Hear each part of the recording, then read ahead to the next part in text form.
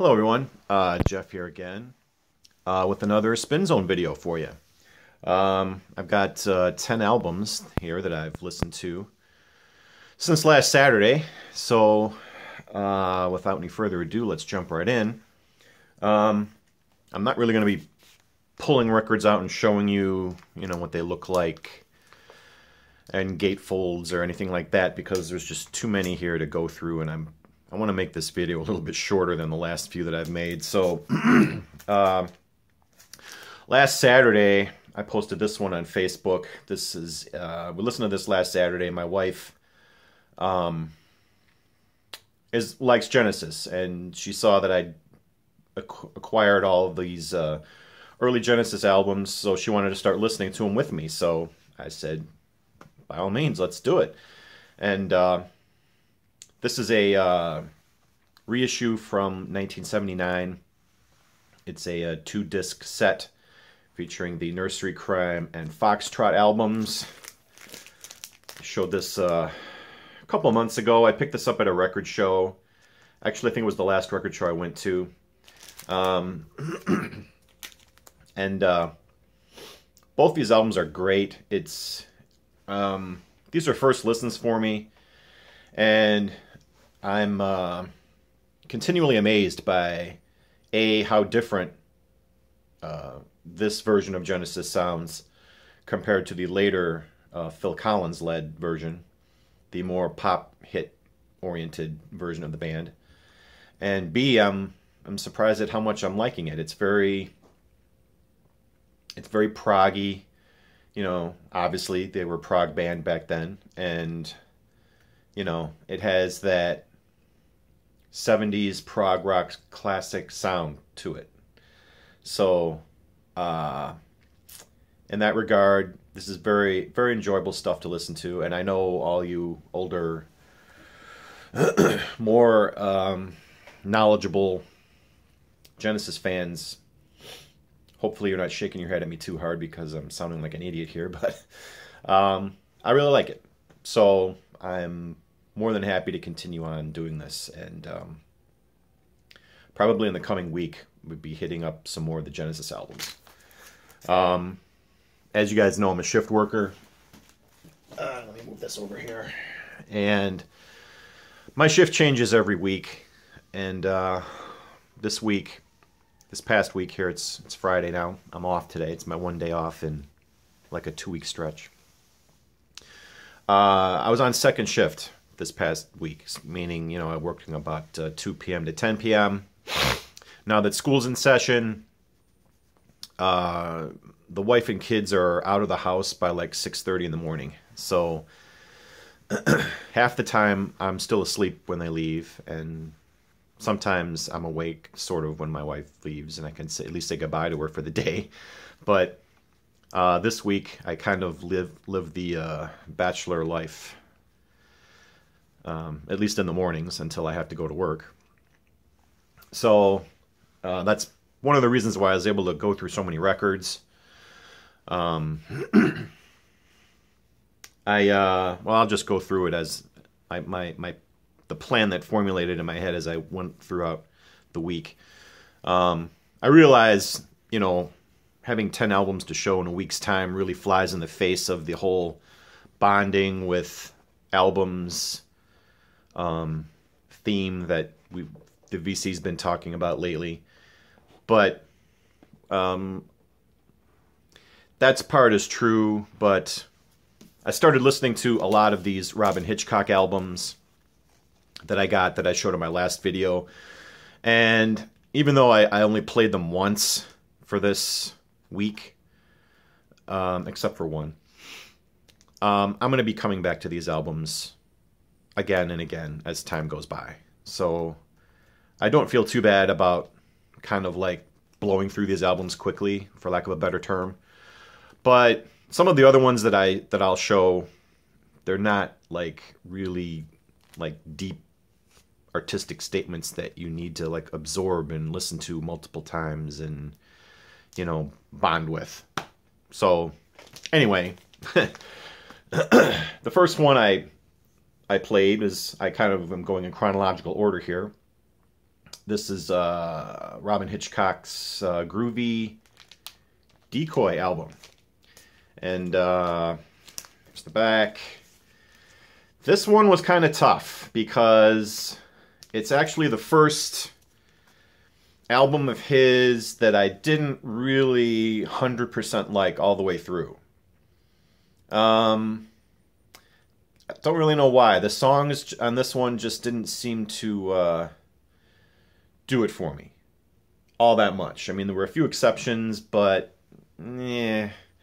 I know this is kind of like an alternate take album from an album called Groovy Decay, which I don't have that album. I haven't heard that one, but I don't think Mr. Hitchcock was even fond of this record himself, from what little bit of research I did on it. So don't really have a lot to say about this one because I didn't really care for it. You know, I listened to it, and as I'm going along, I kind of started, you know, like, I'm sure we all get those albums where you're like, all right, is this thing over yet? I didn't want to just quit. I gave it a fair shot. I listened to it all the way through, and I wasn't like playing on my phone or doing anything. I was intently listening, but it just, maybe I'd have to go back and try this one again to see, but it just bounced right off my head the first time I listened to it. So, and that's unusual for a Hitchcock album. So then, after that, we rebound quite nicely with the live album called Gotta Let This Hen Out. And this serves as a pretty good primer for his career up to this point, which is 1985, 86, somewhere in there. Great live album. Full of energy, full of, you know, zip, zing. He runs through these songs with, you know, verve and passion. And it's a great live album. I wish there was more of it. I wish it was a double album. But, you know, it's a pretty good, you know, it covers his career up through, I think, the Fegmania album. You know, you got My Wife and My Dead Wife on here, which was always a great song. Brenda's Iron Sledge is on here. That's a great song. Acid Bird, that's a great song. Kingdom of Love. You know, here's a set list right here. Trying to keep the glare off it. But, yeah, we got back into the groove of things with this album. Great live album. Gotta let this hen out. So what I did was, I only had time to listen to this. I listened to this on Monday. And then I thought, because I wanted to play all the Hitchcocks. And I almost did this week that I've got. But at the same time, I didn't want to burn out on listening to just that. So on Tuesday, after I played Gotta Let This Hen Out, I also told myself to pick another album, just a random one, from the crate to play to kind of balance things out so I wouldn't burn out on Robyn Hitchcock, because I don't really want to do that. So some of these showed up on Facebook, like this one. Big Fun is an album by Elvin Bishop. It's on Alligator Records. This came out in 1988. And I remember, as you can see the songs here, I remember a lot of these songs from when I saw Elvin Bishop in 1992 for the Alligator Records 20th anniversary celebration. Like Don't You Lie to Me, Beer Drinking Woman, My Dog. What else? There was another one I thought that he played. But the only reason I know that is because I've got the set list to that show. I grabbed it off the stage. There's no way in hell I could possibly remember a concert from 25 years ago. Or whatever it is. 24 years ago. So, or 26 years ago. Duh. So that's the only reason why I know that. So when I got this album, I saw these titles, and I was like, oh, okay, let's hear what the studio versions sound like. And they're great. I mean, Elvin Bishop, you know, he was in the Butterfield Blues Band. And, you know, he had the big hit with Fooled Around and Fell in Love, which Mickey Thomas sang. But this album is kind of like, it's kind of like good old boy blues. I know that's kind of a strange term, but that's the best thing that I can come up with because, like I said, you know, he writes a song about his dog and he sings about it. But right in the middle, he rips off a really hot guitar solo. It closes the album with a song called Fishin' Again, which is, you know, you can hear his backing band whooping it up in the background as he's saying, "Come on, boys, let's go fishing." You know, I liked it. It was a lot of fun to listen to, and he's a great guitarist, and he's got the blues chops, you know. I mean, and there are some more standard blues stuff on here too, but this is more of a good time, good old boy blues album. I know that might sound like a contradiction in terms, but that's kind of what it is. So that was Tuesday. Then on Wednesday, I played Element of Light by Robin and the Egyptians. This was another great album, and it's, you know, 1987 when this came out. So the production on it is very light on bass, heavy on guitars. And the guitars are really kind of jangly. So, and I know, Hannah, you're probably nodding your head going, yeah, it's kind of like jangle pop. I agree. The guitars are very REM-ish, if that helps to explain what this sounds like. Just kind of like that ringing Rickenbacker guitar sound, which I guess is almost kind of Beatle-esque when you think about it. But this was another great album in the catalog of Robyn Hitchcock albums, Element of Light. And then my alternate album that day, I showed this on Facebook, was by Carlos Santana, called Havana Moon. And this one is jam-packed with a lot of really great guest stars, like Booker T. Jones sings the title track, which I'm pretty sure was a radio hit. It was a radio hit here in Chicago. He sings the song Havana Moon, but is also the Tower of Power horns are on this record. His brother, Jose Santana, plays on this record. Willie Nelson actually sings one of the songs on this record. Which one does he sing? He sings, I don't remember. They All Went to Mexico. That's the one. And it's right at the very end of the album. So I'm sitting back and I'm enjoying the music, and all of a sudden I'm like, I hear this different singer, and I'm like, it sounds like Willie Nelson. So I grabbed the cover because I didn't really pay attention to all the credits on it, and I look, and sure enough, Willie Nelson sings on this one. It's okay. It's not the best song on the album. It's just okay. But most of this album is pretty much what you expect to find on a Santana album. This came out in the mid-'80s when, you know, Santana's career wasn't really doing so hot. But taken on its own, taken out of that whole context of the time, I think this one holds up pretty well. And I'll be playing this one again for my wife because she was kind of mad that she didn't hear it with me that day. I told her that's the great thing about albums. You can play them over and over. So this was a very good one. I liked it a lot. So then we go to Thursday, which was yesterday. Next up on the Hitchcock catalog is Queen Elvis.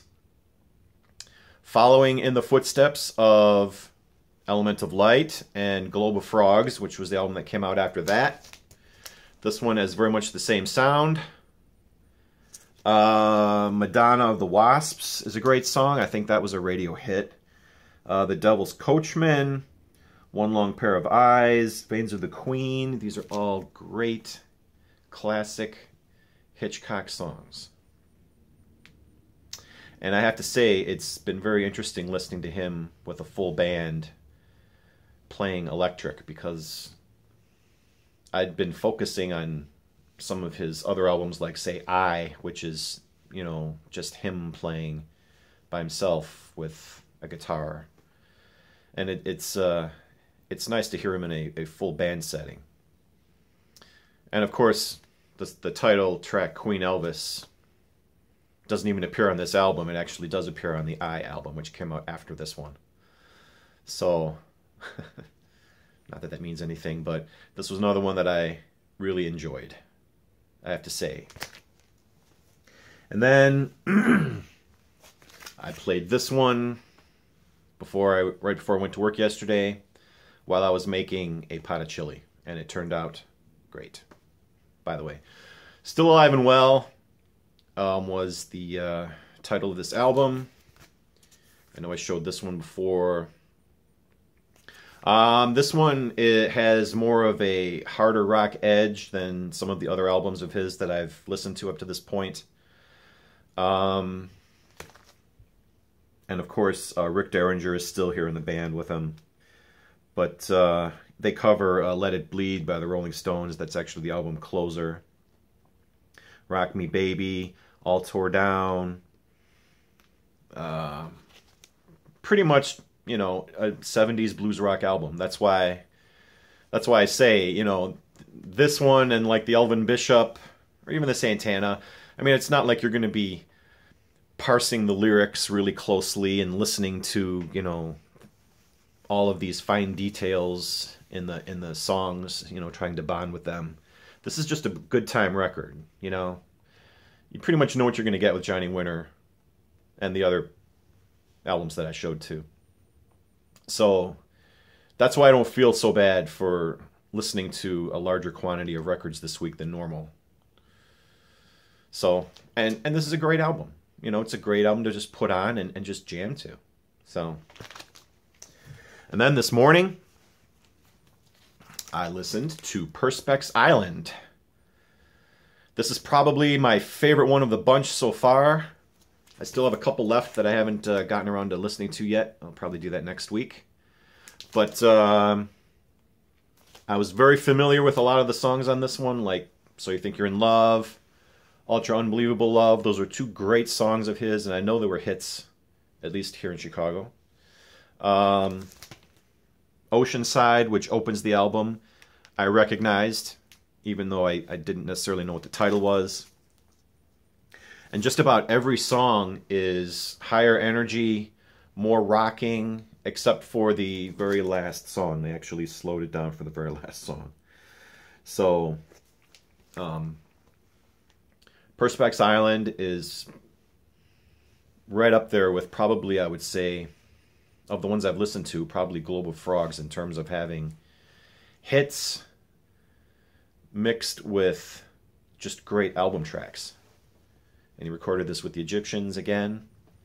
This came out in 1991, so I was very glad to get a copy of this. I mean, the record, it looks good, but it's got that goddamn crackle to it. You know, it looks super clean, and I'm listening to it, and it doesn't really affect the songs. You know, if you're playing it loud enough, it's one of those type of copies that volume will cover up a lot of that stuff, but in the space between tracks, you can just hear that popcorn crackle.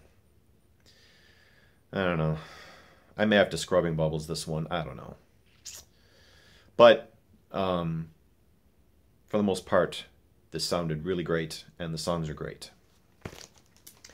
Now, this last album I am going to pull and show you, and when you see the album, you'll probably know why. Transformer by Lou Reed was the other album I listened to this morning. This one, actually, I didn't even know this was a promo copy. I hadn't even noticed that. The only problem with this album is that the cover is split, but I just have to glue the seam and it'll be fine. Here's the back. This is probably Lou Reed's most famous album. I think it was certainly his biggest selling. And this came out in, what, 1972? Yep. I'm pretty sure this is an original copy because it was on RCA Records. So you know what that means, don't you? Dynaflex.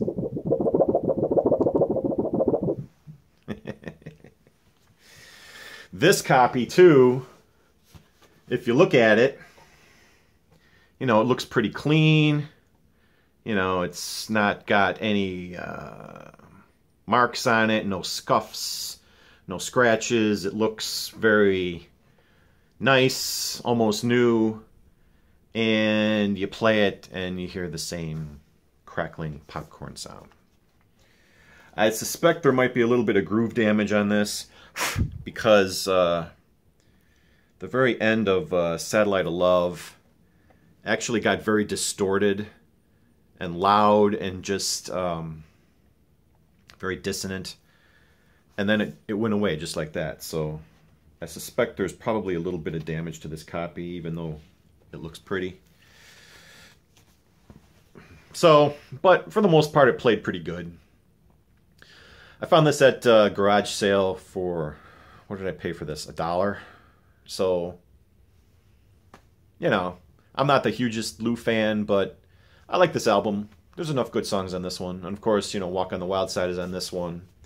Vicious is on this one. Perfect Day, Satellite of Love, you know. So, I'll take it, you know. So this was my other non-Robyn Hitchcock album for the day. So there you go, 10 albums in a week. Not too bad. I'm slowly making more room in the crate. I can actually move it around a little bit easier. I can actually flip through it instead of, like, you know how when records are packed in so tight you can't, like, really see what's there. You have to, like, pull it. Well, now I've got enough room so I can start flipping, which is good. I don't like having the records packed in that tightly either. Okay, 22 minutes. I wanted to give some thoughts on Hannah's video about lyrics versus music, but I think I'm going to cut it off here and just make that a separate video. So I'll probably get to that next week, I hope. And I'm going to cut it off here. Thank you all for watching. Have a good weekend. The weather's starting to get cool. It's fall. There's still time to get out and enjoy weather before it starts getting too cold. So everybody take care. I love you all. Peace. And I'll see you.